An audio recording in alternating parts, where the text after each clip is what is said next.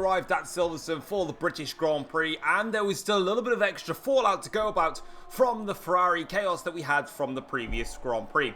First of all, it's been confirmed that Nico Hülkenberg will stay at Ferrari, but as far as we know, this is only up until the German Grand Prix, which is obviously the end of this round, the start of next round, obviously the German Grand Prix being the next race after the British Grand Prix. In stating that, obviously, Ferrari are set to make a big announcement at the German Grand Prix, and that's what we're all waiting for, and it appears that Hülkenberg will stay at least until then. Will he stay past the German Grand Prix? That's another matter. Nico Rosberg has also stated that he's going to wait till the German Grand Prix to come out about all of these issues. It seemed that in the media he was very, very quiet when asked all these questions and didn't actually answer anything. The only thing he said was, like it says on here, he'll wait till Germany, he'll say it all then. So, we don't actually know what's going on with Nico Rosberg right now. He's being very quiet about it all. Sergio Perez has started to become unhappy with Lamborghini's future pathway. Of course, Lamborghini are currently at the back of the grid and are currently in their first season of Formula 1. And he just doesn't seem to be happy with the way that the future is planning for Lamborghini and where they want to go, compared to where Sergio Perez thinks that Lamborghini could go. This may potentially cause Sergio Perez to go elsewhere, or maybe Lamborghini will have discussions about Perez to try and keep him optimistic about their future. Now, this is something that we really were not expecting, and it is down to Jaguar, who have entered administration, which has completely shocked the entire Formula 1 paddock. Now, this rumour started right back in the Bahrain Grand Prix, when they did not pay Gasly his wages properly. They said they've got the money, they'll sort it out, it's all fine. But Gasly still hasn't been paid the wages that he should have been done. And this is now why Jaguar don't even have the money to do it. Now there's going to be a massive fallout on this one, because now Gasly has been lied to by Jaguar for not getting his wages. They clearly haven't told him, or maybe they did, and Gasly was aware. It's all a complete mess. But Jaguar have gone into administration, which is, like I said, it has shocked the paddock. Now, we're going to be hearing from the FIA very, very soon regarding this, and seeing if Jaguar will take any form of points deduction for entering administration. We're not sure on this as of yet, but as of now, Jaguar, well, they're in financial crisis. Moving on then into the practice pointers, heading into the British Grand Prix, and first of all, going over to Mercedes-Benz, they have not shown any pace in either of the practice sessions. Mercedes have been Mr. Consistent all year long, but they're not consistent here in practice. Tom was struggling to get into the top 10 in any form of the qualifying simulation runs, and was just about matching the top 10 in race trim, whereas Reese was eligible to get into the top 10, but only into the lower card of that, and was a little bit quicker than Tom all round. But overall, Mercedes not having the best of time. Whereas for their rivals McLaren, things were perfectly fine for them. Still continuing to show their really fast pace. Sam was very happy on the long runs and also on the short runs as well. And things looking good for them. Porsche and Ferrari are looking very close on the long runs. Of course, Porsche has now pretty much entered a rivalry with Ferrari in the championship. And it looks like these two are going to be coming very close to each other come the British Grand Prix. But speaking of that, let's get into qualifying and the race. It is round number 7, the British Grand Prix.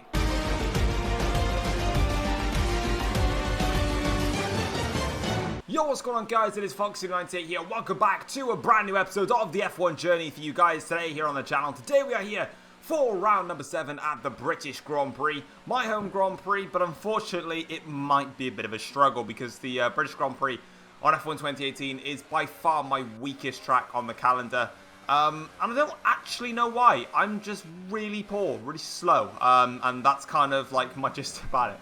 But we're going to give it our best shot. We'll try everything we possibly can.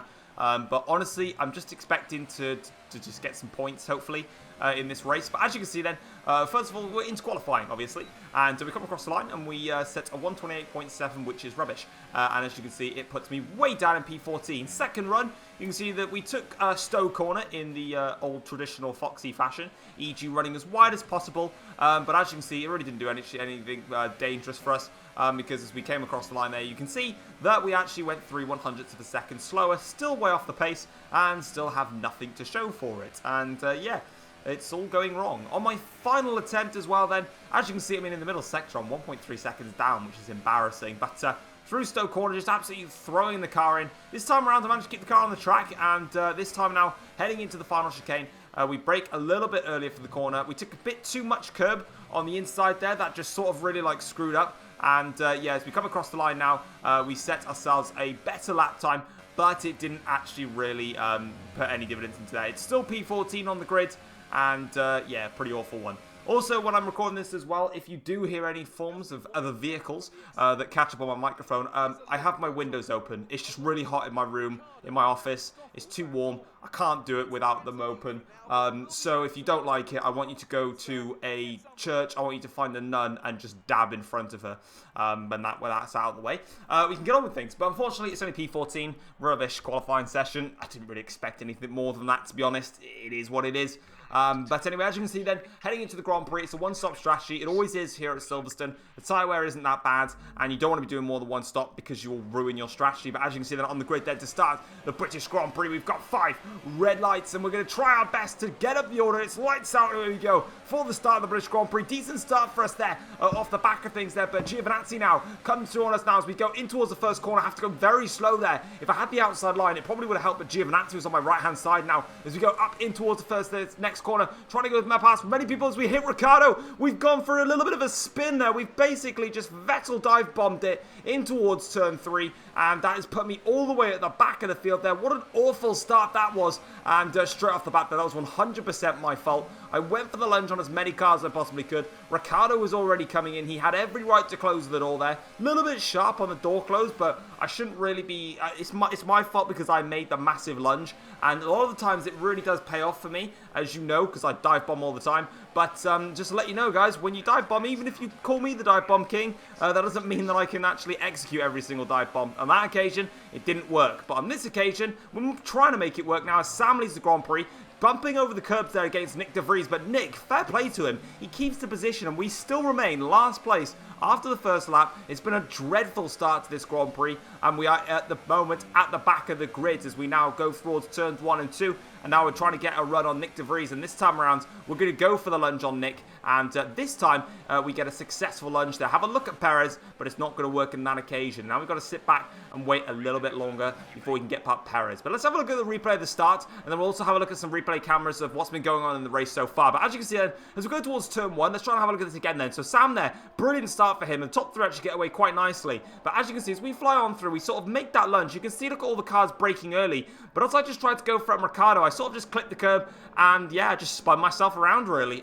In those occasions, Ricciardo may have been able to spin around, but on that occasion, that was all my fault. So, yeah, that is what it is. And as you can see, meanwhile, at the front, you can see Sam leads the Grand Prix. It was ahead of George Russell, Lando Norris in 3rd place. We've then got Vettel, the Ferraris, and me going really quick that I can't keep up as Ocon and Verstappen have a little bit of a scrap here now as Max goes towards the outside here on Ocon, but Esteban sticks to the inside line here, and this might just help him, and it does so there. And he stays in front, and now I believe Verstappen's going to have the straight line speed to keep in front, and he does so. So good overtake there from Max Verstappen as Charles Leclerc lurks in the window, and there's us obviously in the background in last place. And we move further up there, further onto the lap then, and this is Hülkenberg now, who goes around the outside of Hamilton here, in towards the final chicane now. Hamilton's got a better run in towards Vale, and now this time around, you can see here that Nico Hülkenberg does a very good job in trying to stay in front as Sam there leads ahead of Russell, Norris, Vettel, and then Hamilton does stay in front of Hülkenberg there. So good defensive driving from Lewis Hamilton, doesn't lose the position, keeps his head in that position, in that battle there, and stays in front. And you can see that Hülkenberg now under pressure from Nico Rosberg, but I think Rosberg's actually overtaken him. Yeah, he has. Rosberg now, from out of nowhere, has just come through and passed Hülkenberg. So obviously Nico took advantage when Hülkenberg was struggling there, as we now have Ocon going backwards in this Grand Prix. As you can see, he's now under pressure from Bottas in the BMW car, and eventually it doesn't quite pay off for him. Meanwhile, for us now onto lap 2 of the Grand Prix. So that was all the replays for lap 1. Now on to lap 2 of the Grand Prix. And as you can see, we're trying to get onto the back of Sergio Perez, but he's sort of in that train of cars, and he's gathering slipstream because he's closer. And it's a little bit more difficult to find my way through. But as we see now, heading in towards the Vale chicane, I've just got to go for the lunges, and we do so, and we get past Sergio Perez. Nice move there. And this time around, obviously, we didn't spin. But of course, for this race now, with us being so far back, and obviously with our car not being strong in terms of performance anyway, I am just going to have to absolutely send it in every single corner now as we go through towards turn 1 here. Someone's going a little bit slowly. That's Giovinazzi and Sainz going slowly there. So that's a free double overtake for us. And is one of them out of the race? We've got 19 runners left. So one of those two has retired. It's most probably going to be Carlos Sainz. And it is Sainz. He's out of the Grand Prix there, who held up Giovinazzi. So that's one less car for me to overtake. So thanks very much, Sainz, for that. I'll take it, I guess. Meanwhile, then on to lap 5 of the Grand Prix now. This is what I mean by I'm struggling. On lap 2, start of lap 3 is when we got that overtake done on Giovinazzi and also Carlos Sainz. It took us to lap 5 now, the end of lap 5, to get onto the back of Bottas and Gasly, and that's not good for us. But we go down the inside of Stoke corner here, getting the DRS off of both of them there, pretty much catching myself in their scraps, and we get in front of them. Next up the road is Esteban Ocon in the Renault as we go very deep there into the Vale chicane. Of course, I was running a very low downforce setup. I completely changed my setup because I recorded this race twice, actually. The first time I recorded the British Grand Prix, I went with a slightly high-ish downforce, and it didn't really work. I then went for a lowish downforce setup, and it really didn't work. So, yeah, I really couldn't find a setup around here that worked for me. And honestly, I'm slow around this track. Anyways, Gasly now has a look at Stoke corner. So despite the fact that we got past Pierre Gasly, he's still having a look at us there as we get the Stoke corner really mixed up there, running very wide in towards the Vale chicane now here. You can see that this time we get it a little bit better there. And we are catching up to the back of Charles Leclerc and Esteban Ocon. Obviously, Ocon there has passed Charles Leclerc in the process as we bounce over the curb there. That's not really going to help us that much as Gasly gets that run on us up towards turn 1. But we're going to take the outside line here. Gasly brakes early, very close to the rear of my car, but it's not enough for him to get past, and we now have a little bit of breathing space over the Jaguar car, and from that we can now push onwards. Meanwhile, back at the front of the race, this is Lando Norris now going for second place here against George Russell into turn 1. Lando Norris gets the position done. Great overtake there for Lando as now George Russell tries to find his way back past there. I did sound like Crofty when I said into turn 1. I know, I've just realised that. As Vettel now is also in the background there, and that's Hamilton just sort of starting to close himself in. So at the moment, Sam is just in another world of his own. No one's going near him at this stage of the Grand Prix. Meanwhile, for Vettel, he's now opening up the DRS and trying to have a look. He doesn't go through there, but through Maggots and Beckett's, he might just do it. A little bit of contact there between Russell and Sebastian Vettel. Really getting the elbows out now are the lot of them. And as you can see now, we continue battling. And actually, they both got past Lando Norris. So I've obviously not found the replay cam of when they passed Norris, because obviously Norris was in front of Russell earlier. But this time now, George gets past Sebastian Vettel. Lando Norris has to sit back and wait a little bit longer for his turn. But these three cars now are scrapping for second place. And meanwhile, we're going back on board with Lando now, who's attacking Sebastian Vettel, but Vettel in himself is attacking George Russell, and here he goes now up towards Stoke corner. Vettel goes up into second place, and George now drops back down, but George does a great defensive job there against Sebastian. But you can see the power of the Audi car is a little bit more than what the power of that Red Bull is, but George is going to hang it around the outside of the Vale chicane. Vettel's going to get off put slightly on the final corner. Loris is going to have DRS here. Vettel doesn't have it, and that's going to give a clean run now for Lando in towards the first corner to come through on Sebastian Vettel. Will he make this move stick? I think Vettel's still there. He is still there on the outside line now in towards turn 3. Vettel's locked up slightly. Norris tried to have a look. Both compromised themselves, and that's given George Russell a little bit of an opportunity now to get away. If he can use this to his advantage, George will be out of that slipstream fest. And obviously, here at Silverstone, it's so difficult. If you've got DRS on the car in front of you, it's nearly impossible to get away from that DRS zone. As now comes Norris through towards Luffield here, and I probably got the names of the corners wrong, which is why I don't tend to say the corners around Silverstone. As popular as they are, I just get them wrong all the time. So, yeah, don't judge me. I think it's Brooklands and then Luffield, so I think I said it wrong anyway. Speaking of George Russell's teammate, though, meanwhile, Pascal Wehrlein is a little bit further down the order, and he's not having the best of time with things, because here comes Nico Hülkenberg through towards Stoke corner, making quite a simple move, really, actually, of Pascal Wehrlein there. He's got Daniel Ricciardo behind that. That's Reese, then, who's also in this scrap as well. Ahead of one of the Porsche cars, as there goes Hülkenberg with a lock up there into the Vale chicane. Now, Pascal Wehrlein tries to make amends of that, but actually, he's compromised his own line in towards the exit of the Vale chicane, and this should give Ocon a nice, Ricciardo, sorry, a nice run, but Pascal Wehrlein there has got DRS, so that's not going to help for him. Meanwhile, a little bit later on lap 7 of this Grand Prix now, as here comes Pascal trying to have a look here on the Hülkenberg, and a little bit of contact there, barges his way through. Good move there from Pascal Wehrlein, really getting the elbows out. Of course, after the Brazilian Grand Prix, we saw that they were going to get their elbows out, but we go back to Lando Norris, Vettel, and now Hamilton involved in this. So obviously, George Russell is now pulling away from Lando Norris, and he's holding up Vettel here, who's going to go for it into Maggots and Beckett now, and Hamilton's caught up to the scrap as well here, as Vettel and Norris make probably the tiniest bit of contact there, but it's a really sweet overtake for Vettel once again through the best corners on the F1 calendar. But that's probably not the best thing to do when you've not got DRS and Lando Norris is in a McLaren, which is the fastest car on the grid. So, as you can see, he breezes on through as Vettel now has to defend against his teammate Lewis Hamilton in all of that. But Vettel does leave Hamilton out to dry there, and Hamilton's going to have no position there to get on through. Lap 10 of the Grand Prix now, and I didn't actually close up to Ocon and Charles Leclerc, but it's time for our pit stop. We're coming in, one and only stop of the Grand Prix, and we're going on to a set of the medium tyres. You can see that's Verstappen, and that's Nico Rosberg, and then that's myself. But yeah, in that first stint, I basically recovered to P13, P14, basically where I started the race. So yeah, I had to do that, and oh look, I get held in the pits. Wonderful.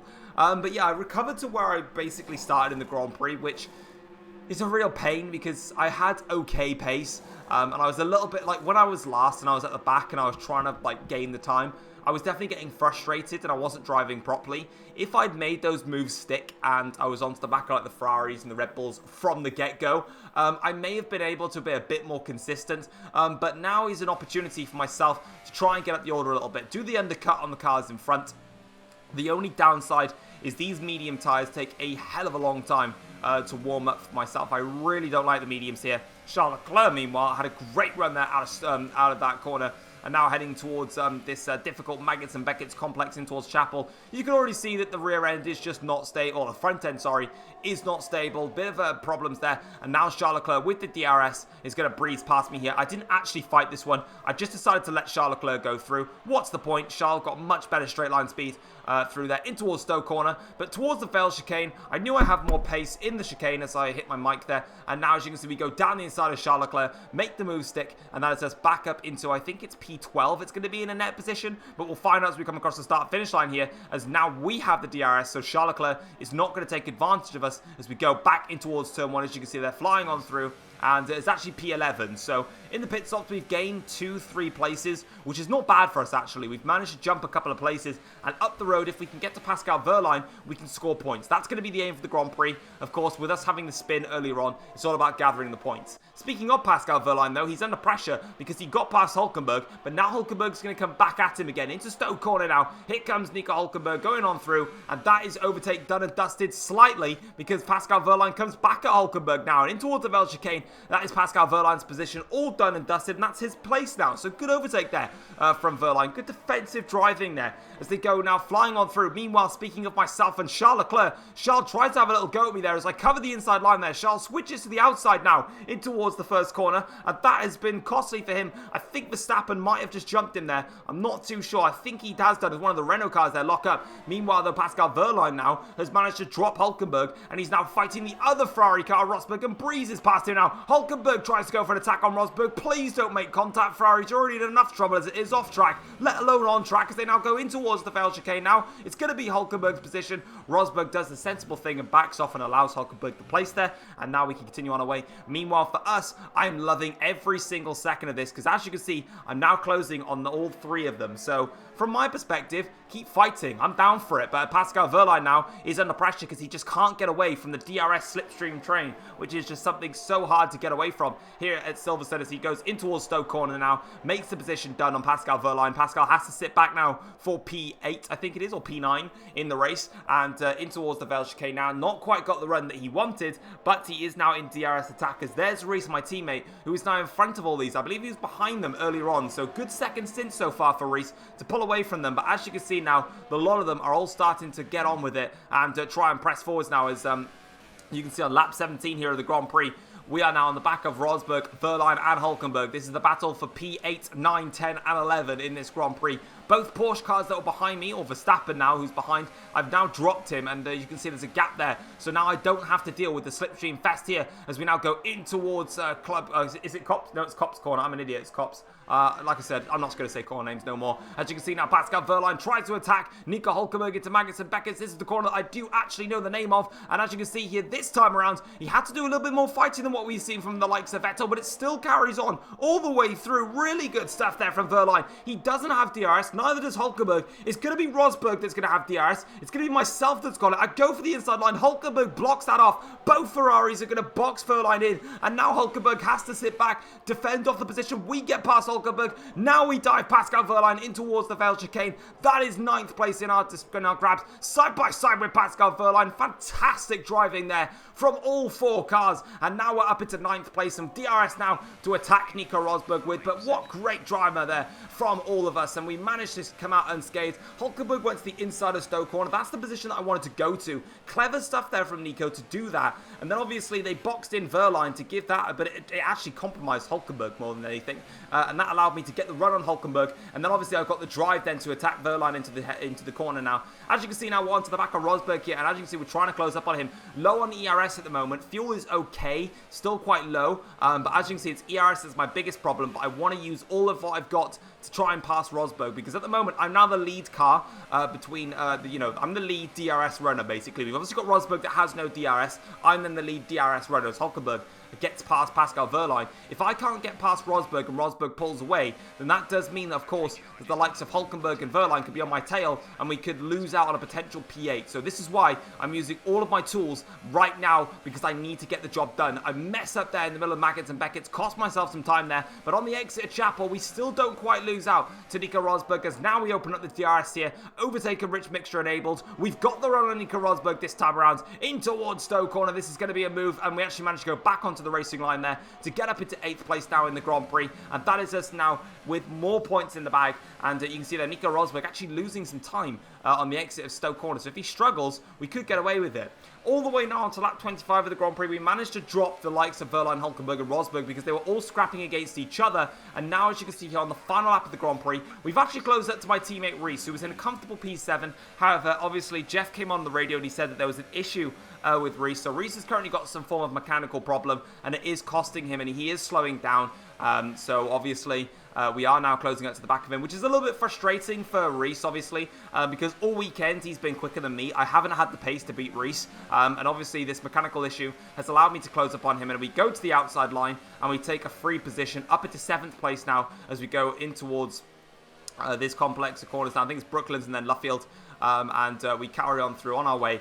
And we're going to ride on board for the rest of the race now, as Reese there, he's not going to be able to challenge us. And obviously the Ferraris, I think the Porsche car of Verstappen might be getting involved with the scrap between him and the Red Bull as well. So good stuff for Verstappen there. But overall, as Sam there wins the Grand Prix, not only does he win the Grand Prix, he sets the fastest lap on the final lap, just as a complete insult there. A 29.6 though is a ridiculous lap time. And you can see there, I've set a 31.0 as my fastest lap. That's how quick Sam was today, and the McLarens were. We're currently fastest at the moment, or my personal best at the moment. Daniel Ricciardo is in P6 at the moment, actually, so Renault are going to have a strong show, but obviously Sam is the man that wins here at Silverstone. We come through Stowe corner now, once again going wide as we always do, braking towards the Bell chicane now, and that is going to sum up what has been a very difficult afternoon for myself here today. But no matter what though, we started 14th, we dropped down to 20th, we regained our composure, got back to 14th once again in the pit stops, and then in the second half of the race, we managed to get some fighting done and get up the order a little bit. 7th place it's going to be today. It could have been more, but at the end of the day, it could have been a lot worse had there been more damage in turn 1. Sam wins the Grand Prix ahead of Russell, Vettel and Hamilton next up ahead of Lando Norris. Very close between the three of those. Ricciardo, myself, Reese, Nico Rosberg, Max Verstappen, Pascal Wehrlein and Nico Hulkenberg rounding off the top 12. But anyway, guys, let's get into the Drivers' and Constructors' Championship. So after the round number 7, it's time to have a look at how the things line up in the Drivers' Championship. As you can see, then the top of the standings remains myself with 114 points, but I now have a new challenger on the horizon, and that is Sam, who is on 93 points, just 21 points now behind myself in second place, of course, with back-to-back race victories. Sam is the man on form right now, and he is closing up to me in the championship. Pascal Wehrlein failed to score points today. He remains on 88 points and is now dropping off in the championship battle. Reese is on 67 points in the championship. A decent job, but he has now been closed up by both Vettel and Hamilton. Vettel on 66 points, just a point back, and Hamilton on 55 points, starting to reel his way in. And Hamilton, speaking of him, has just jumped in front of Charles Leclerc, who is on 48 points. George Russell is now going through one of his best periods of his career so far. Of course, we didn't see him in the top 10 of the championship for the previous 2 rounds, but now, all of a sudden, he jumped into the top 10 last time, and now he's already up on the back of Charles Leclerc. 6 points behind that, and now he's probably going to be wanting to target at least Reese's 67 points at the moment. Lando Norris has also climbed into the top 10 of the championship. He's on 32 points after a decent showing here at the British Grand Prix. And Pierre Gasly failed to score points, but still remains in the top 10, doing a stellar job for Jaguar, despite the fact they're obviously in administration.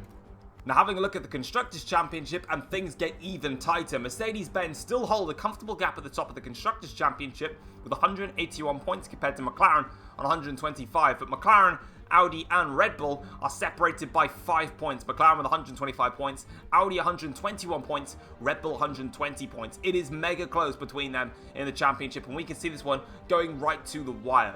Porsche are on 56 points at the moment, with Jaguar on 39, and then we've got Ferrari on 29 points as well. Lamborghini are on 20 points, and they're currently under pressure now from Renault, who for the first time with Daniel Ricciardo score points is on 14, and then BMW still yet to score. But without further ado, guys, that is both of the championships looked at. Let's get into the post-race notebook and see how the teams felt after the British Grand Prix.